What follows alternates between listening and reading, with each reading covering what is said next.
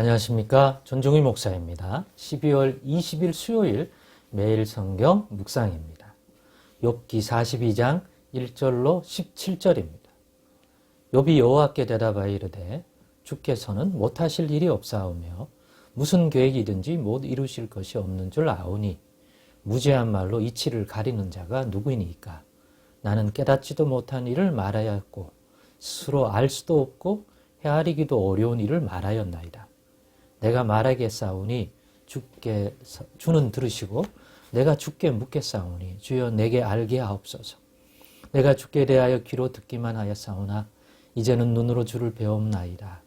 그러므로 내가 스스로 거두어 드리고 티끌과 제 가운데에서 회개하나이다.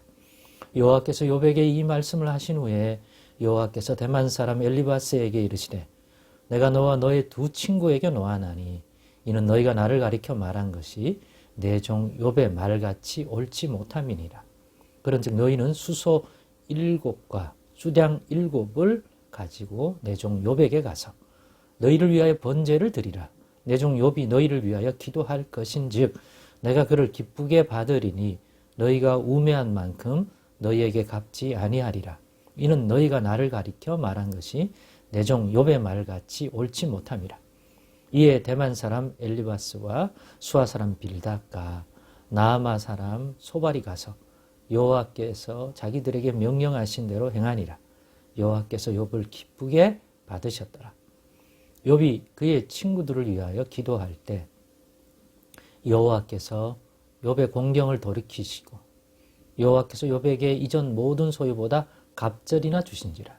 이에 그의 모든 형제와 자매와 이전에 알던 이들이 다 와서 그의 집에서 그와 함께 음식을 먹고 여호와께서 그에게 내리신 모든 재앙에 관하여 그를 위하여 슬퍼하며 위로하고 각각 회시다 하나씩과 금고리 하나씩을 주었더라.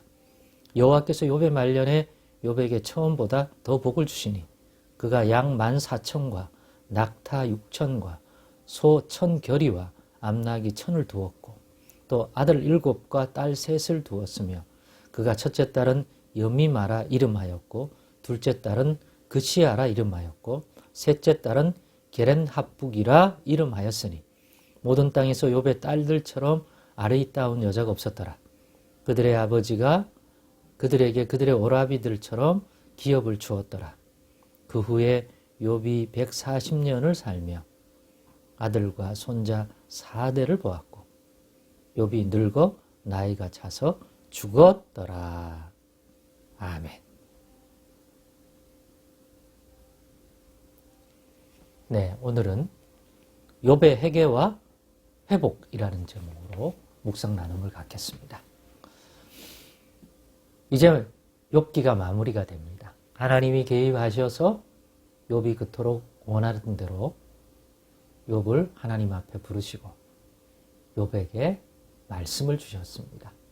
내용만 보면 처음에 읽을 때는 하나님이 욥을 엄청 쏘아붙이는, 네가 알면 얼마나 안다고, 마치 옆에 제3자로 보면 욥이 교만하고 욥이 알지도 못하는데 나댄다 뭐 이런 식으로 몰아세우는 것 같이 느껴져서 욥을 부끄럽게 하고 욥을 수치를 당하게 하고 그런 것처럼 잘못 오해할 수도 있는데 그게 아니라 오늘 이 결말을 보니까 그 과정을 통해서 욥을 치유하는, 하나님께 가졌던 불만, 하나님을 판단하게 됐던 그런 마음, 생각 이런 것들이 잠잠해지게 만드는 그러한 손길이었다는 것을 알 수 있습니다. 그래서 하나님의 크심과 욥을 비롯한 우리의 이 연약함과 작음을 통해서 우리가 비록 상대적으로 누구보다 하나님을 잘 알고 또 하나님에 대한 은혜의 경험이 있다 할지라도 그거는 상대적인 것이지. 하나님과 우리를 비교해 봤을 때 그거는 정말 우리가 하나님을 안다고 말할 수 있는 내용이 될 수도 없고 하나님이 세상을 어떻게 이끌어 가시고 또 주장하시고 다스리고 어떤 권능과 어떤 지혜를 가지고 또 어떤 계획 속에서 하나님이 일하시는지에 대해서 파악하면서는 턱없이 먼지만도 못한 지식이 된다는 것들을 욥으로 하여금 깨닫게 하시는 그러한 작업이었음을 알게 됩니다. 그렇게 해야 욥의 마음이 눌러지는 거죠. 억지로 참는 게 아니라 자기의 자금과 그런 자기 자신이 크신 하나님이 하신 일들에 대하여 자기가 그런 말을 내뱉었다는 게 얼마나 무지한 자의 어리석은 말인지를 느끼게 해준 거죠. 그래서 오늘 고백을 보면 딱 욥이 그러한 고백을 하게 됩니다. 친구들이 말할 때는 듣지 않고 회개도 하지 않던 욥이 하나님의 말씀을 듣고는 왜 회개하는 것일까요? 방금 얘기했던 것이 어느 정도 답이 되어줄 거라고 생각합니다. 무조건 하나님의 말씀이니까 무조건 하나님이란 존재이기 때문에 그렇게 한다? 그것은 아닐 것입니다. 그러면 이유가 하나님이 욥이 잘못된 부분이 무엇인지 깨닫도록 해주었기 때문에 방금 얘기했듯이. 그러나 욥의 친구들은 그걸 못했던 거죠. 왜냐하면 욥의 친구들이 회개하라는 요청에 대해서 왜 회개해야 되는지 그 회개에 대한 내용이 사실은 욥도 알고 있는 지식에 관한 것들인데 그걸 가지고 분별해 봤을 때 욥은 자기가 과연 어떤 부분이 하나님께 잘못돼서 그 부분이 회개할 내용이 되고 이걸 회개하고 하나 앞에 나가야 되는지 욥의 친구들의 그 훈계 말로는 도저히 모르겠다는 거예요. 그 정도는 나도 아는데 그걸 가지고 형통했던 자기 삶에 갑자기 찾아와 죽일 놈처럼 하나님이 안면을 바꿨다고 느끼는 것처럼 이런 재앙을 주는 이유를 자기 편에 어떤 부분이 잘못된 것인지 알 수가 없었다는 거죠. 깨닫는 것도 없고 어느 부분이 하나님을 진노하게 했는지를 모르는 상태에서 형식적인 회개를 해야 되는데 그게 진짜 회개냐 이거죠.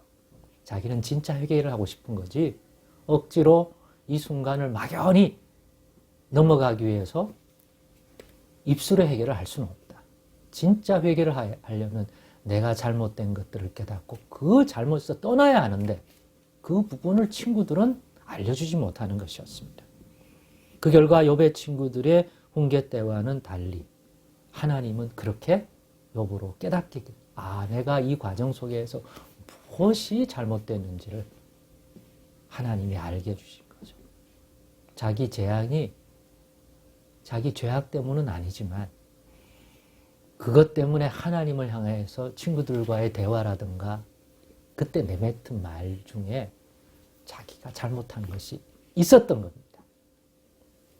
그래서 자신의 회개할 내용을 하나님이 알게 해주었기 때문에 형식적인 회개가 아닌 진실로 자기의 무지를 깨닫고 자기의 교만한 말들을 이제는 다 주워 담고 돌이키는 진정한 회개를 하게 되었던 것입니다. 이렇게 되자 그 다음 순서는 오늘 본문처럼 하나님께서 회복을 시켜주는데 먼저 관계 회복을 시켜줍니다. 일단은 이 과정을 통해서 하나님과 욥의 관계가 회복이 되었단 말이에요. 욥이 이제는 불편한 마음, 이런 마음이 사라졌단 말이에요. 그러니까 이제는 친구들과의 사이에 형성되었던 그 불화, 상한 감정들을 회복시켜 줍니다. 그게 본문 7절로부터 나오는 9절까지의 내용이잖아요. 친구들과의 관계를 회복시켜 줍니다. 그 다음엔 뭡니까? 관계 회복이 그렇게 이해되죠. 이제는 그 재앙을 줌으로써 무너지고 상처 입은 욥의 삶의 모든 전반을 회복시켜 줍니다. 그래서 욥의 삶과 환경과 가정이 회복이 됩니다. 그 내용이 10절로부터 우리 끝에 나오는 내용이죠.